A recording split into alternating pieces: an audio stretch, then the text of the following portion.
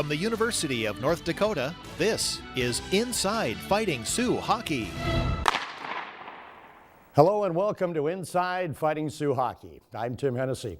The Pony Express, the Frat Party, Trupp's Trio, whatever you want to call the line of Matt Fratton, Brad Malone, and Evan Trupp.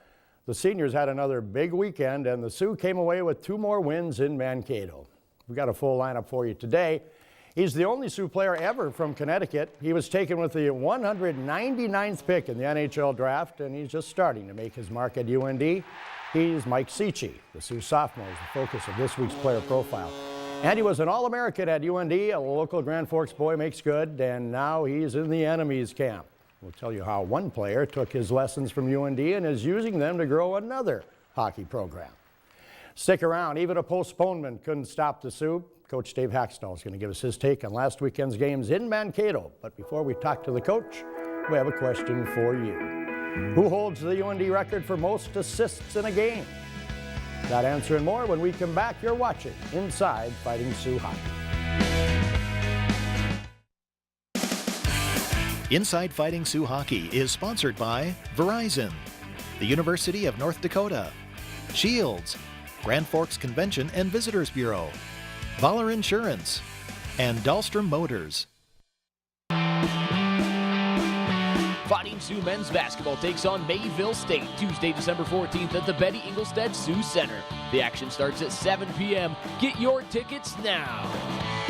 We are North Dakota.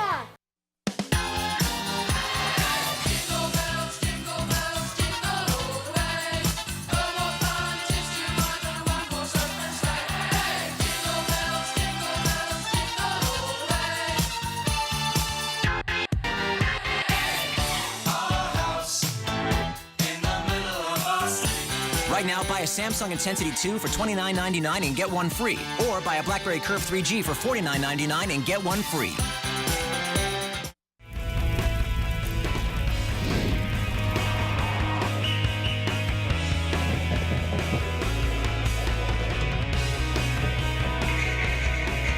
So overall, this is going to have a $300 million impact.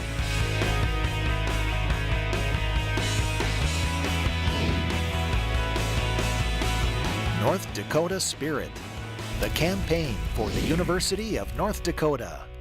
Join us. It's a place to get a pop shop, put shopping into overdrive. A great place to wine and dine, make a taste buds jump and jive.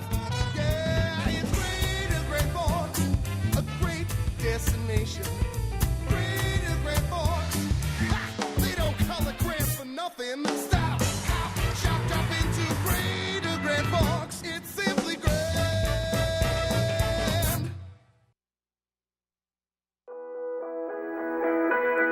Before the break, we asked you who holds the UND record for most assists in a single game. The answer is Doug Smale and Bill Himmelwright, both with 6 assists in one game. Not the same game, of course, but back-to-back seasons. Welcome back to Inside Fighting Sioux Hockey, joined now by head coach Dave Hakstol, who in Mankato, beautiful downtown Mankato for the last 2 games, Dave, and not a great start in either one of those games for your team, was it? Good finish, not great start. Not a great start in either one. Not a great start, but good results. And ultimately, it's a 60-minute game, so you just have to find a way to put it together through that 60 minutes and get the 2 points. Let's take a look at how it happened at the Verizon Wireless Center in Mankato, where Minnesota State had come into the game having won their previous 4 games, including a sweep at home against Minnesota the previous weekend, so you knew that they were going to be good and they were going to be ready, and they were from the outset, weren't they? Yeah, they came out and played well. They've been playing well over the past few weeks, and it was certainly no different at the drop of the puck on Friday. They played well and played hard. Did they shock you into playing a little bit, do you think?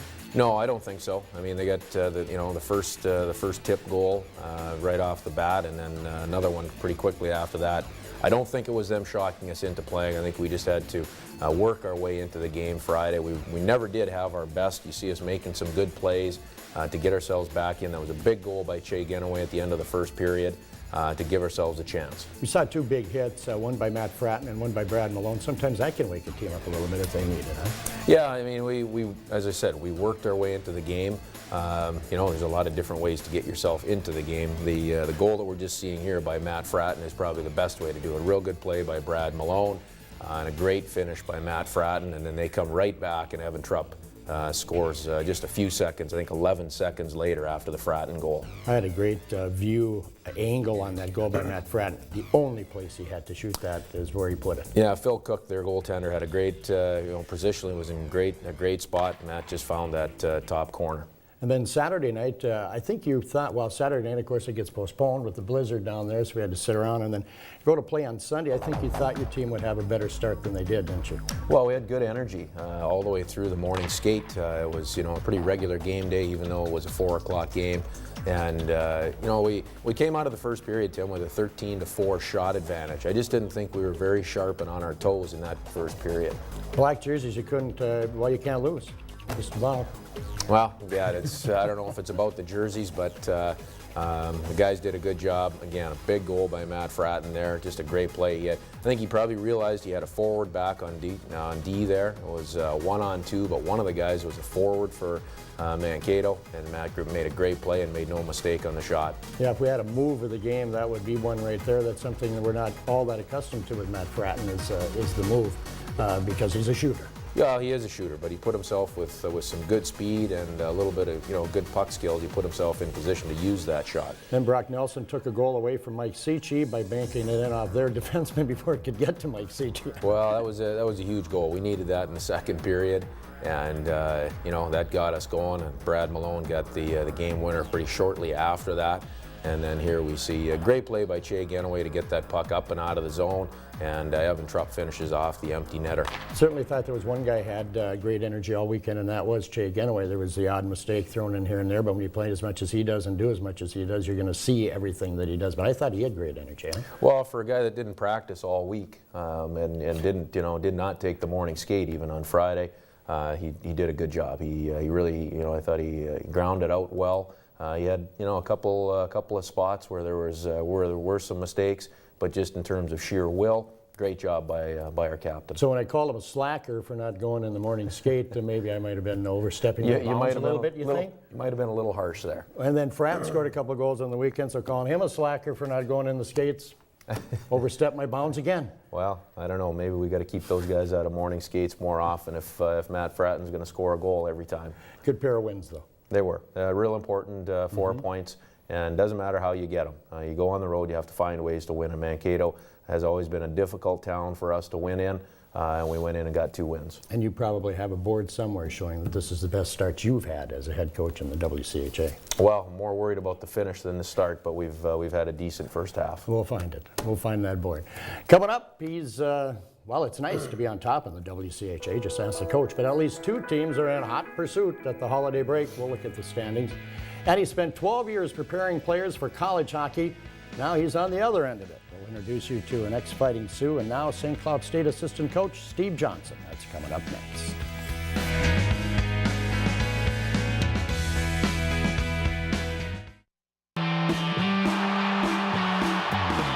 Tickets are still available for many of the exciting University of North Dakota Fighting Sioux home hockey games at the Rel.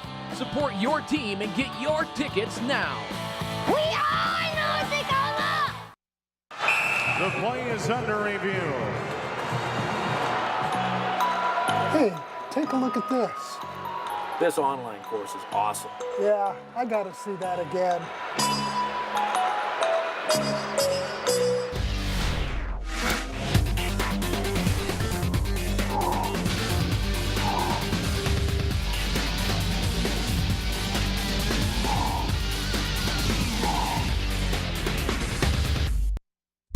I've been snowboarding for 16, 17 years.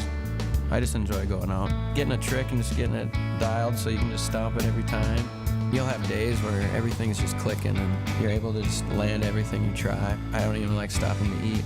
When you're riding and everything's going well, you feel invincible. Just seeing me out on the hill and riding and just having a good time, they're gonna come in here and know that I know what I'm talking about. It makes a big difference with the customers. I'm Wade Fisher from Shields. Fighting Sioux men's basketball team hosts the South Dakota School of Mines Thursday, December 30th at the Betty. Tip-off is set for 7 p.m. Get your tickets today. We are North Dakota! The Insurance Puzzle. Each piece is specific to you and your business. Each part fits in its own way, with only one combination that works best. Every organization has its own individual insurance puzzle. The key is to find your very own solution. Voller Insurance can help. We've been tailoring insurance solutions since 1947, providing VIP service one business at a time. Let us help solve your insurance puzzle. Voller Insurance, Grand Forks, Fargo, Bismarck, Minneapolis, Sioux Falls.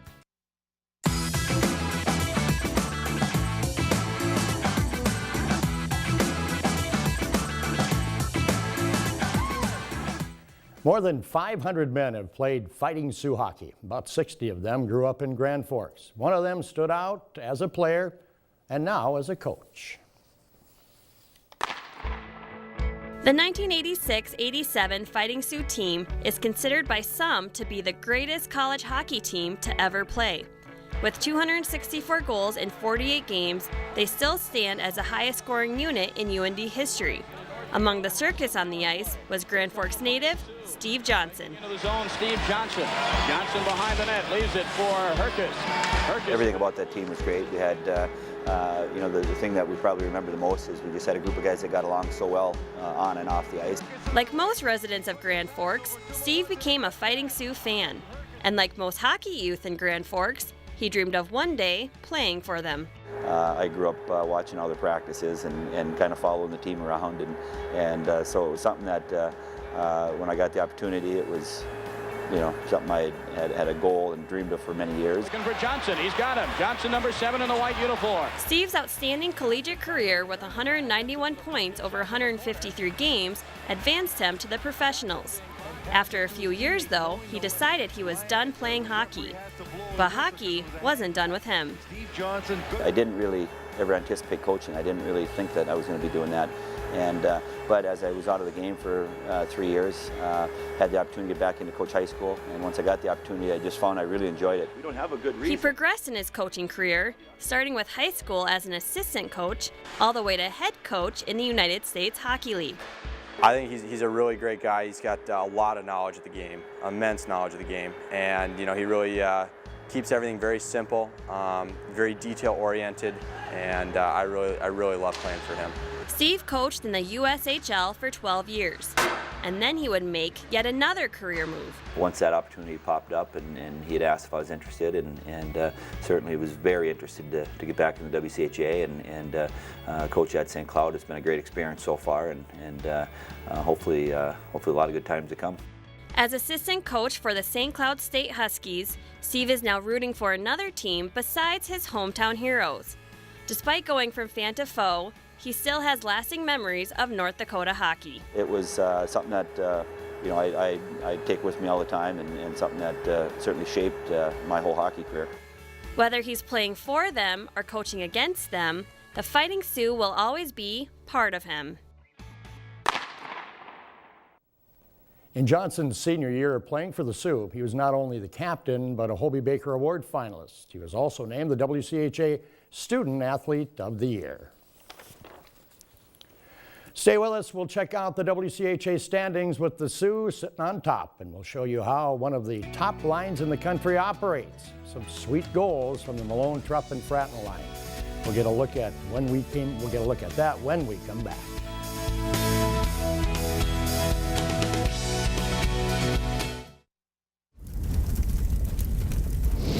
This is a place where innovation abounds, a place where dreams come true, a place where creativity is a way of life, a place that fires our soul.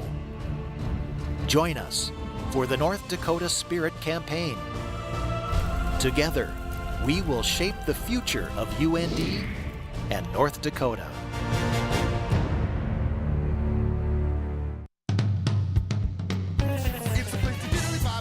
Shopping into overdrive.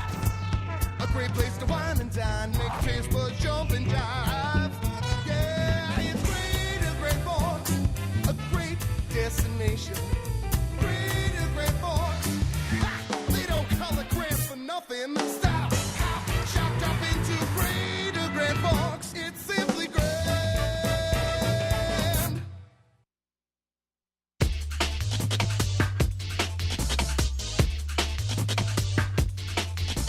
The University of North Dakota is a place where students thrive, where they learn from leading experts, share discoveries, and create knowledge. Experience our expertise. Creative, innovative, entrepreneurial, spirited. This is the University of North Dakota. Dreams are forged. Character is tested. Teams are united. Champions win here. Watch the crowning of a new NCAA Men's Frozen 4 champion April 7th and 9th on ESPN and ESPN2 in high definition. For information, visit ncaa.com/Frozen4.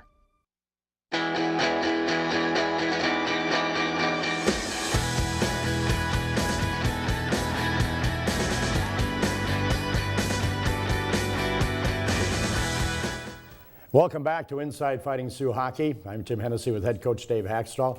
Dave, nice to see your team slide into the top of the WCHA standings after the past weekend, sitting there alone at top during the mythical break, I think probably you can call it. Well, we're halfway through our WCHA schedule, and there's a couple of teams that still play this weekend. Nebraska, Omaha, and Colorado College play, and that gets really the majority of the teams in the league to the halfway point. So, it's a spot we want to be. We're going to have to work awful hard over the second half to continue that pace. Coach, you had guys step up with Brett Hakstol and with Greg Wire out of the lineup. Your line, seniors of Evan Trupp and Matt Fratton and Brad Malone, have really come on in the last 4 games. Not surprising, though, is it? But it's really kind of cool to see them take the bull by the horns and go for it, huh? Well, since we put that line back together a few weeks ago, they've been good. And certainly over the last 4 games, they've been a real key for us. You're going to see some of the goals they've scored. Not only great goals, but obviously big goals at key times for us. The Matt Fratton goal on Friday night that we're seeing right there. Coach, what makes a good line? I mean, obviously, after you play together for so long, you start to know what the other guy is going to do. But sometimes you put 3 together, and all of a sudden it's instantaneous. Well, chemistry is a tough thing to predict, and that's why you see different line combinations, different line setups, especially through the first half of the year. We're looking for different chemistry, guys that just fit together, and these guys do. Obviously, they all have different talents that they bring to the table, but the combination of the 3 of them, in their case, they're good friends off the ice. That's not always the case, but they spend a lot of time together off the ice, and they just know where each other are on the ice. When you get down to it, the tools that you put, when you go to a 3-man combination for a line, you'd like a little of something out of each guy. And right there, those 3, you really get it, don't you? Well, you've got a classic playmaker in Evan Trupp. You've got a classic power forward in Brad Malone. And Matt Fratton is he's a sniper. He's a goal scorer. They all obviously have to bring other things to the table, but those are the key elements that each of them bring. Yeah, they certainly had something, each and every one of them. And then you had, on the weekend on Saturday, or Sunday's game, I keep wanting to say Saturday, but a 5-on-3 scenario for Minnesota State, which really could have made a difference in the game, but you guys killed it off. And explain a little bit what you have to do on a 5-on-3. Well, you 5-on-3 penalty kill, you really just you have to keep everything to the outside. You have to stay strong at your net front. You're going to need some saves from your goaltender. And as we got a few key shot blocks and a couple of good plays. You saw Andrew McWilliam cleaning up some loose change there in our crease, taking care of rebounds and bouncing pucks. You need to have that. So it's a real tight structure, forcing shots from the outside, and then taking care of your net front after pucks do get through. So there is time. There are times when you can let the goaltender say, hey, you have to make a save here. Well, you're going to need, you want to give your goaltender front side saves. Clear it out. Absolutely. You've got to take away the backdoor lanes, the backdoor one-timers, and give your goaltender an opportunity to make front side saves from 25, 30 feet out, rather than have them, have to get across the goal mouth to defend a tap in from the backside. Dane Jackson gets the credit for that. Jackson did a great job with the setup, and the guys, the sheer will of the guys on that 5-on-3 penalty kill was real key for us. At that point of the weekend, legs are a little bit heavy, but as you saw, we had some great shot blocks, some real good clears, and as well some good goaltending. 2 great wins, and on top in the WCHA. Well, he went from commuting 300 miles to practice to MVP of the Clark Cup playoffs. He's Sioux sophomore forward Mike Cichy, and he's coming up in our player profile. We'll get to that, but first a look back in our Fighting Sioux history. He was recruited to play football at UND. Turned out to be a pretty good hockey player and hockey coach. But where is Rick Wilson now? We'll have the answer and more when we come back.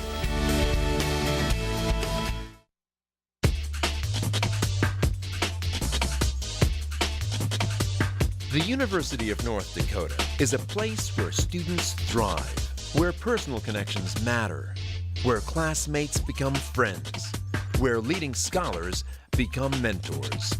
Experience our expertise. Creative, innovative, entrepreneurial, spirited. This is the University of North Dakota.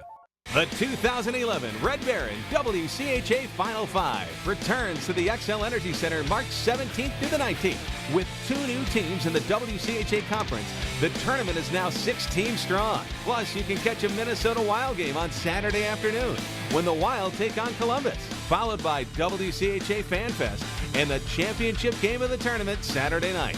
Visit XLEnergyCenter.com or stop on by the XL Energy Center box office.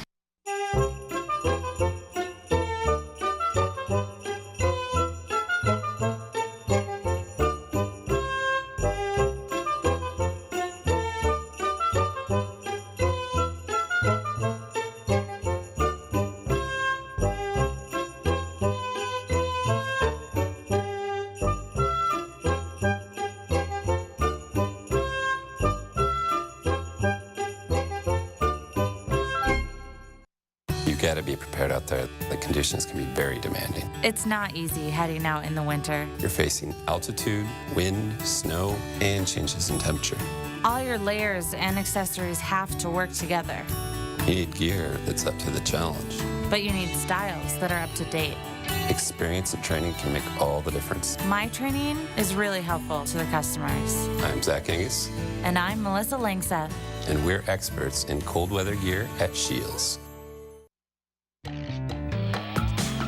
The answer to our "Where are they now?" question, Rick Wilson is now an assistant coach with the Minnesota Wild.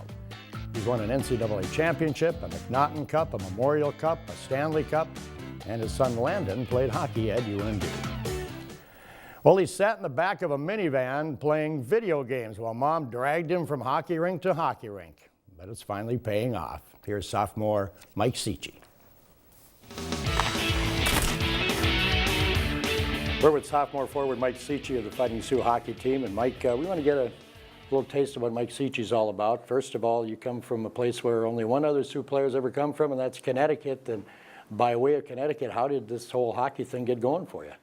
Well, I don't know, kind of brought home a flyer in mites and said, like, do you want to learn how to skate? And I was like, yeah, it sounds like something I'd try. Like, nobody really played hockey in my school. I think maybe one other kid in my whole school played hockey. So something I tried and loved it ever since. And how old were you then? I started skating when I was 7. I actually quit for 1 year because they wouldn't give me a stick, and I wanted to like shoot around, and I was just skating in a circle, and I got so bored of it. So I quit for a year, and then the next year they let me use a stick, and I wanted to play again, and the rest is history, I guess. Positive proof that you don't have to start skating when you're 3 years old. No, you really don't. Is that a strong point for you, though, since you liked it so much and wanted to skate a lot? Do you think your skating is a strength? I mean, you can always improve on everything, but I think growing up that I wouldn't say weak at skating, but I was a little slower than some of the kids who have been skating since 3. But I feel like I caught up quick, and it's a good asset now. Okay, so nobody plays in your hometown or at your school. Where were the programs? Where did you play? I had to travel. It was 30 minutes away. It was in Avon, Connecticut. They have a prep school there called Avon, and I don't know, just learned to skate there. And then most of my life I played in Boston and Mass because that's where the high competition hockey was. If you played in Connecticut, there really wasn't much chance to move on. So you didn't play high school? No, I played. I went from midgets to junior, or I didn't play midget. I played 1 year of midgets, then I played junior B, and then junior A in the EJ, and then national program Michigan, and then USHL to here. So long road. Won a championship in the USHL. That was exciting, huh? Yeah, that was a lot of fun. So how did you get yourself all the way around from Connecticut to North Dakota? We could draw a map how that went. But. I mean, there's a lot of stops in between, but the first time I met the coaches, I was playing in Boston for a junior B team called the Boston Junior Bruins.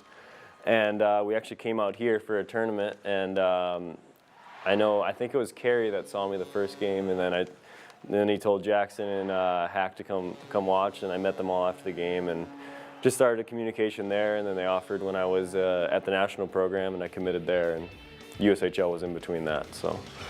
Well, Mike, it's an interesting story, no doubt about it. Welcome from Connecticut to North Dakota, and thanks for this. Hey, no problem, good to be here.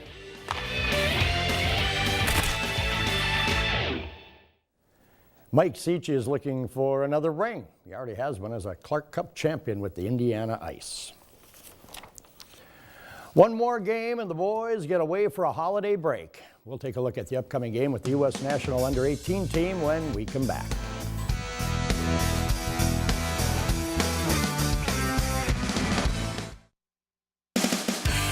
Inside Fighting Sioux Hockey is sponsored by Verizon, the University of North Dakota, Shields, Grand Forks Convention and Visitors Bureau, Voller Insurance, and Dahlstrom Motors. Come on.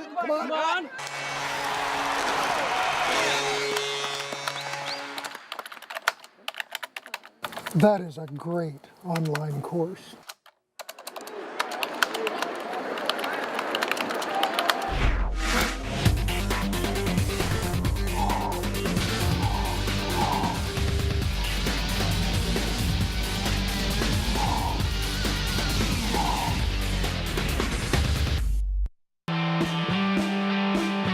Fighting Sioux men's basketball takes on Mayville State Tuesday, December 14th at the Betty Ingolstadt Sioux Center. The action starts at 7 p.m. Get your tickets now. We are North Dakota.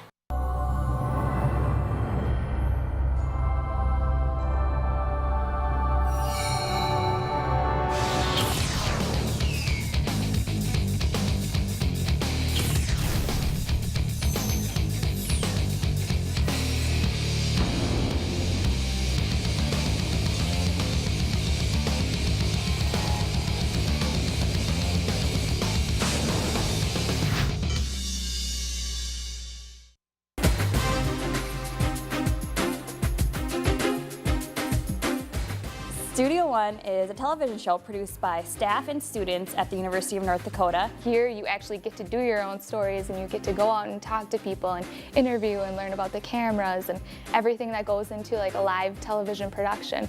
I mean, it's incredible. Give it a try. I mean, even if you're not broadcasting communications major, anything, I mean, it's worth it.